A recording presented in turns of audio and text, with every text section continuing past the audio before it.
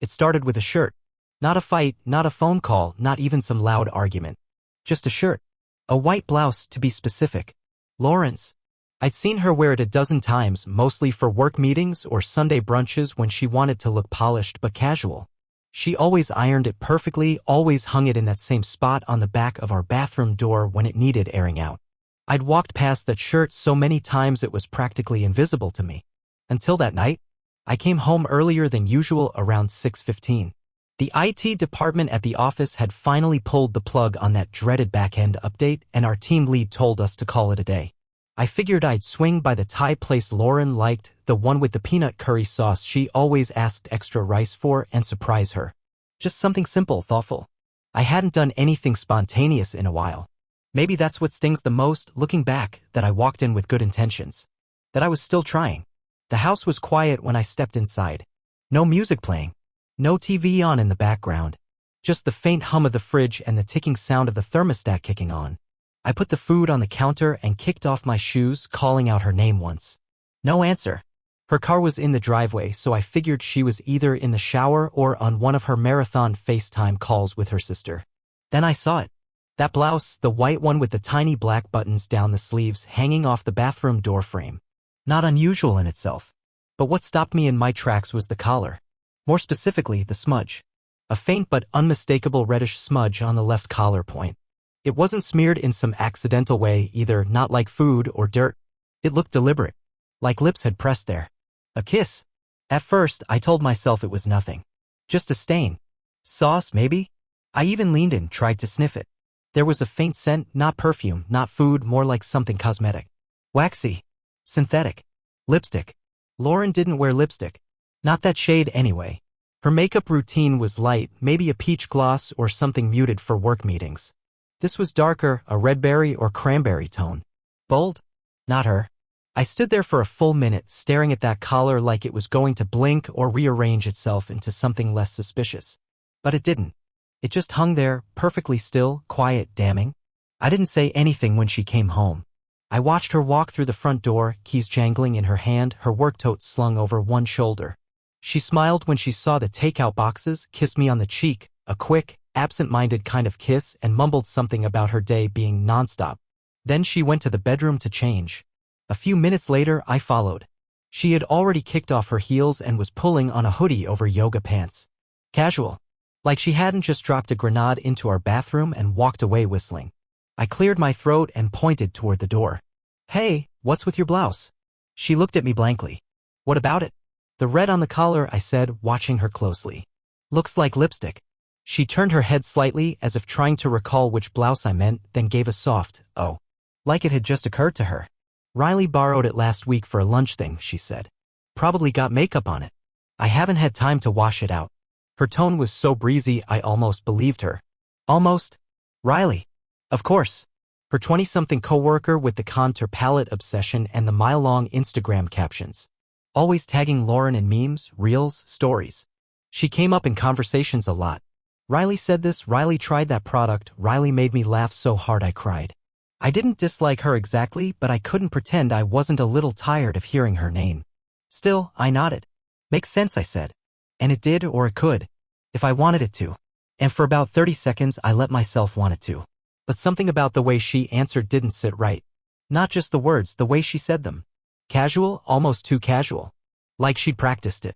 Like she'd rehearsed how to keep her voice level, how to blink at just the right interval, how to keep moving, undressing, unbothered, so that I wouldn't notice the tremor in her logic. That's the thing about lies. They're never really about what's said, it's about what doesn't get said. The pauses. The speed. The eyes that dart instead of linger. Still, I let it go. Told myself I was overthinking. I didn't want to be that guy, the insecure husband with a head full of half-baked suspicions and nothing to back them up. Besides, what was I going to do? Demand a forensic report on a lipstick stain? So I pushed it aside. We ate. Talked a little about work. She laughed at something on her phone, a meme, maybe. I didn't ask. I smiled when I was supposed to. Nodded when she spoke. But inside I wasn't listening. Not really. I was somewhere else, still in that bathroom, staring at a smudge that refused to be forgotten. That night in bed, I rolled over a little later than usual.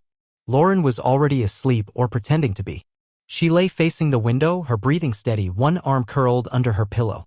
I watched the rise and fall of her back under the covers, and I tried to convince myself it was all in my head. That I was looking for trouble. That I'd just gotten spooked. But deep down, something had cracked open. Not a break, not yet, just a splinter. The kind you don't feel at first until it festers. I stared up at the ceiling, waiting for sleep that wouldn't come. Because I knew something now. Not everything. Not the whole story. Just this. Something didn't fit. And that was enough. After that night, I didn't look at things the same way. It wasn't just the shirt anymore. It was what the shirt had turned into, a lens I couldn't unsee the world through. Everything Lauren did after that felt curated. Like she was aware of being watched, even if she didn't know she was being watched by me. I didn't start out trying to be paranoid. But once your brain catches that scent, the trail of something off, it won't stop tracking until it finds the source. It starts quietly, with questions you don't say out loud. Then you start collecting. Noticing. Logging details like you're preparing for court, even if you're not sure who the defendant is yet. Lauren started going to the animal shelter again. That wasn't new at first. She used to volunteer there on Saturdays, brushing out matted fur, walking old dogs, posting blurry selfies with pit mixes on Instagram. But now she was going all the time, weekdays, mornings, late evenings. She even said they needed help with early feeding shifts. I smiled and nodded like it made sense, but inside I was thinking, what animal shelter needs volunteers at 6 a.m. on Tuesdays? And it wasn't just the shelter. Other things started to shift. She withdrew. Subtly. We used to cook together, or at least she'd chop while I stirred. That stopped. Our weekly shows, our inside jokes, even our Sunday grocery runs, all of it eroded so gradually I didn't notice until the absence felt normal. Then there was the cologne. Once or twice, I caught a scent in the car, faint, not overwhelming, but sharp. Expensive smelling. Not mine.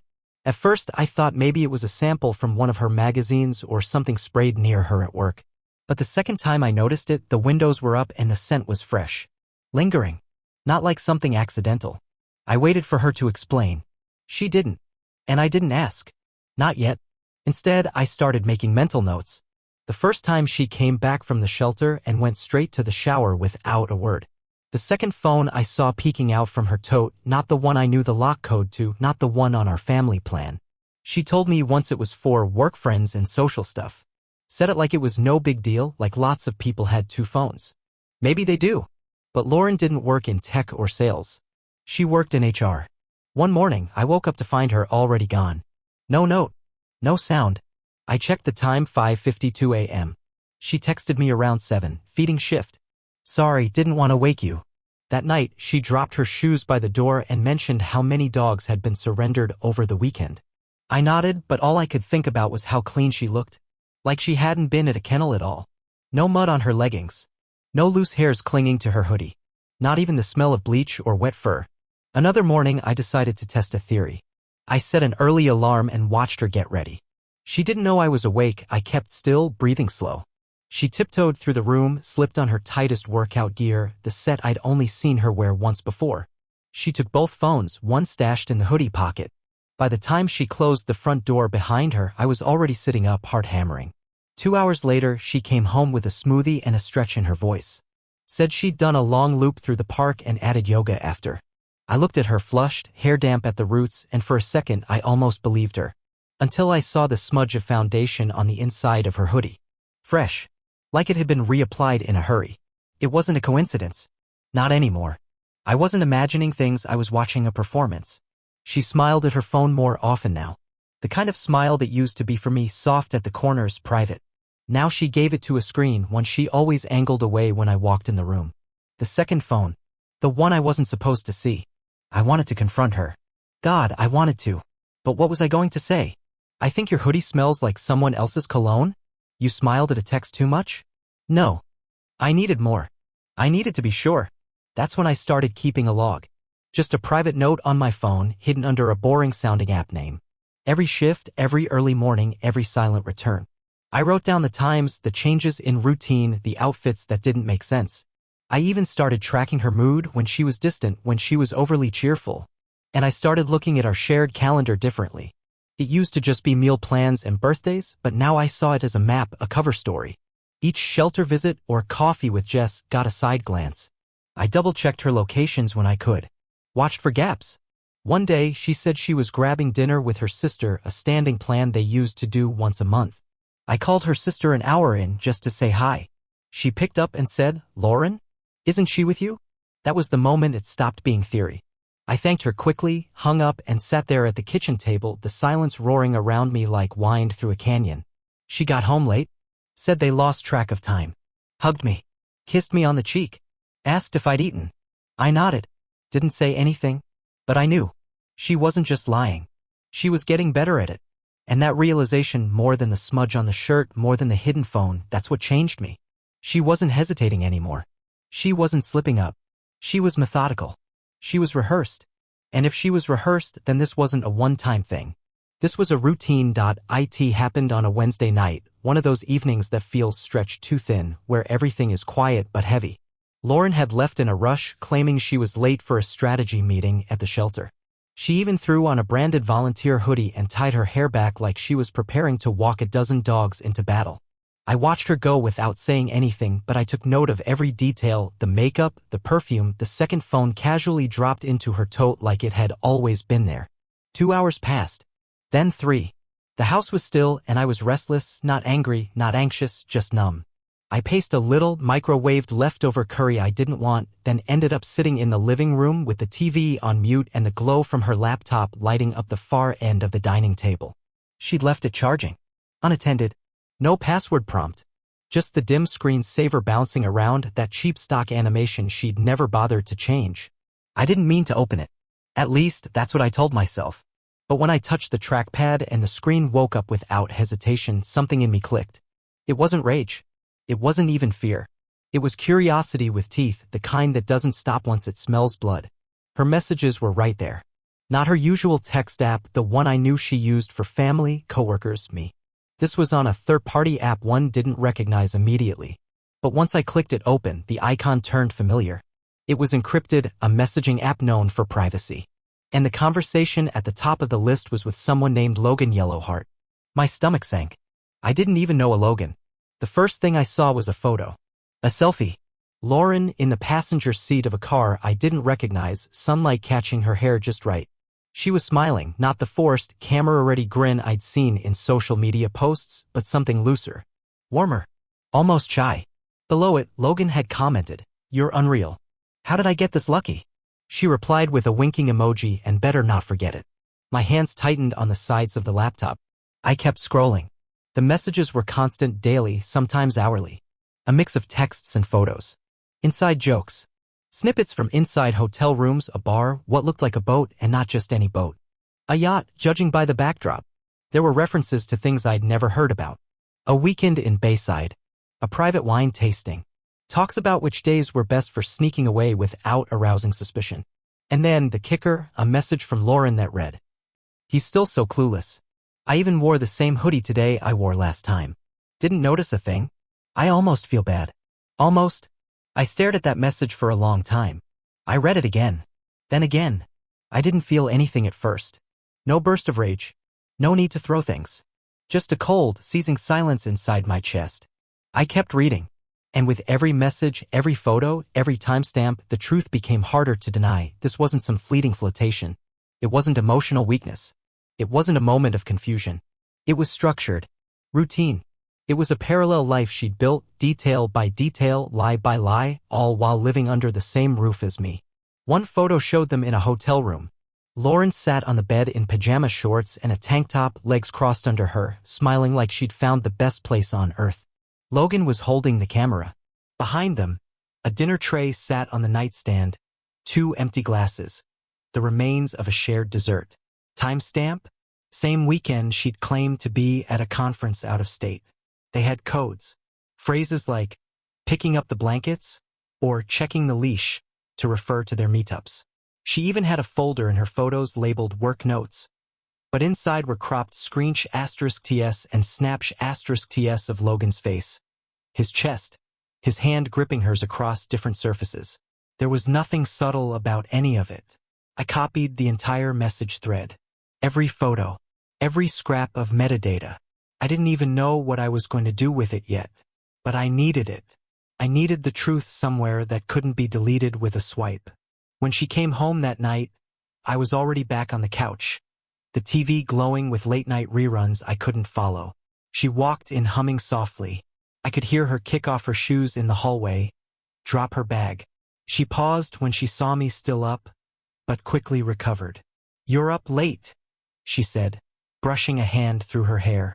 "Couldn't sleep," I replied. My voice sounded normal. Too normal. That scared me more than anything. She crossed over and dropped a kiss on my forehead like nothing had changed.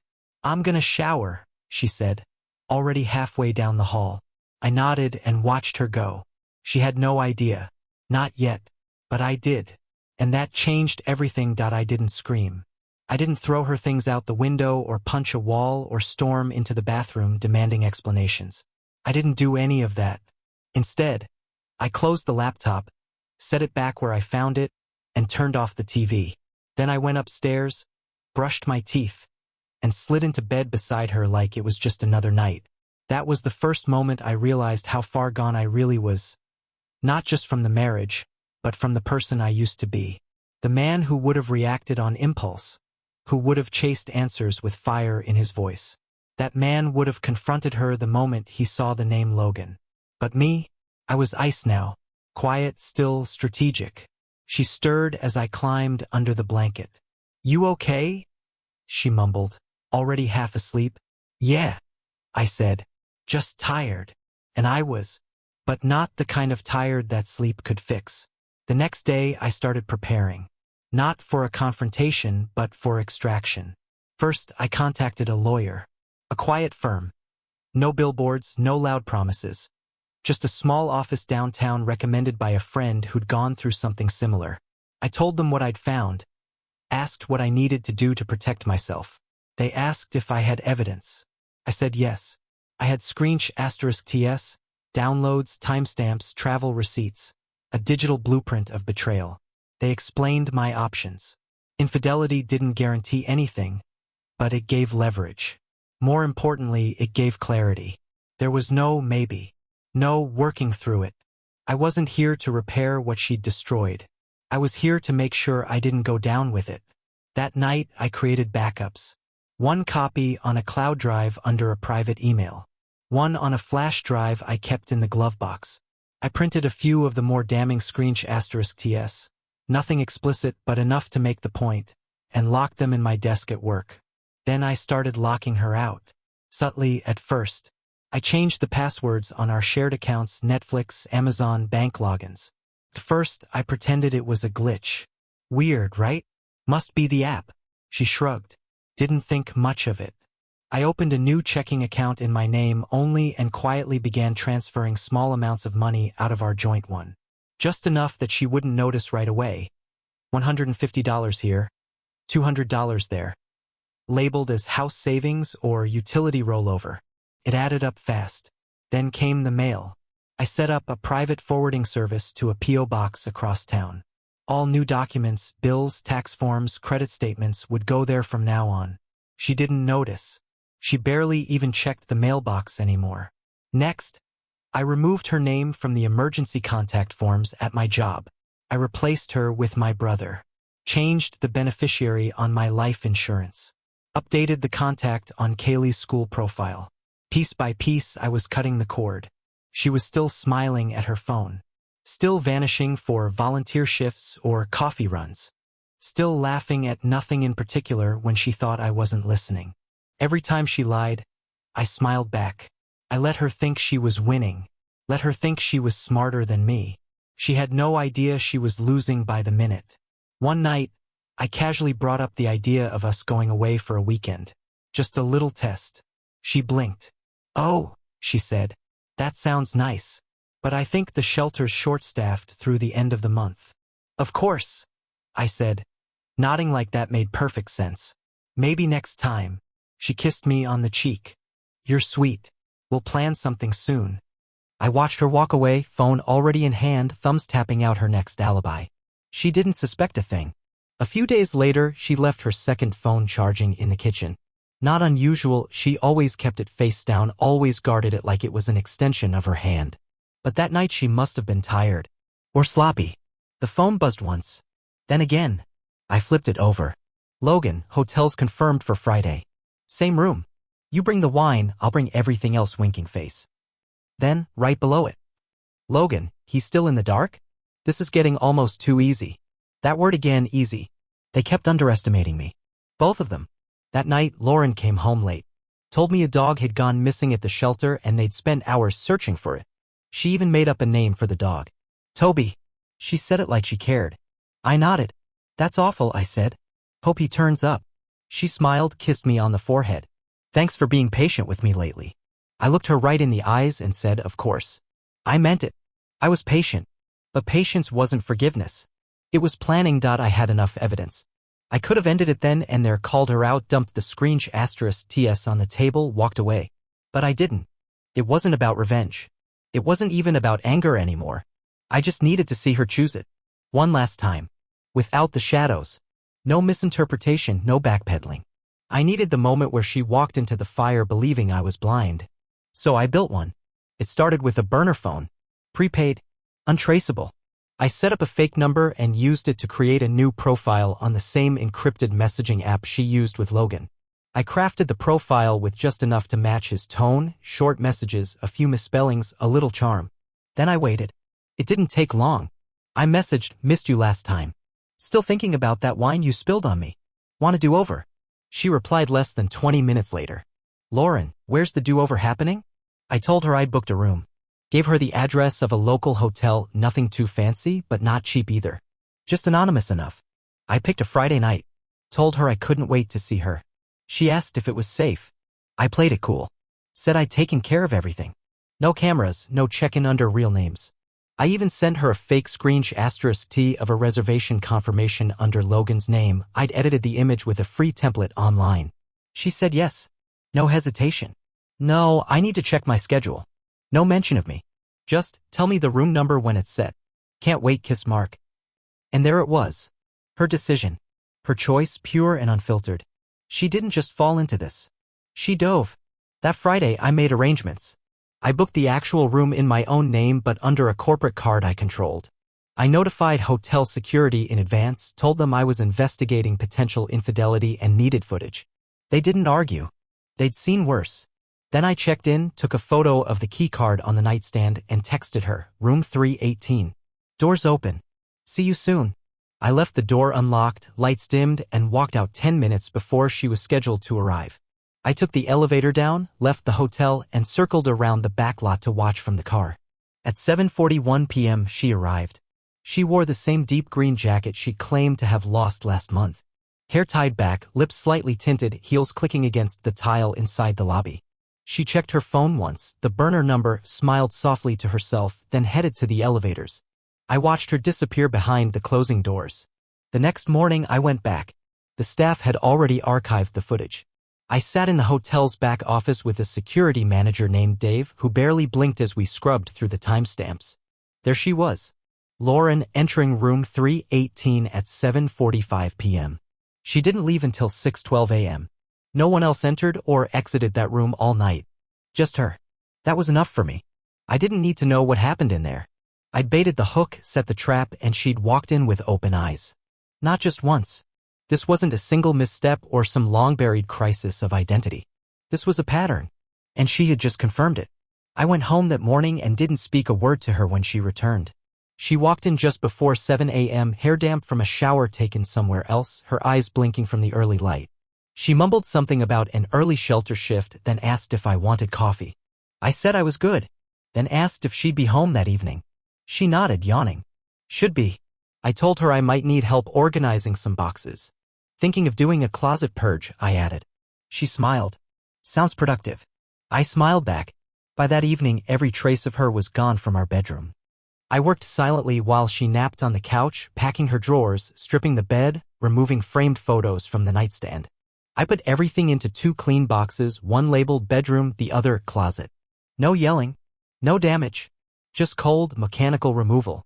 Her toiletries went into a small bag. The framed pictures from our wedding? Boxed. Folded, bubble-wrapped, labeled. I even changed the Wi-Fi password.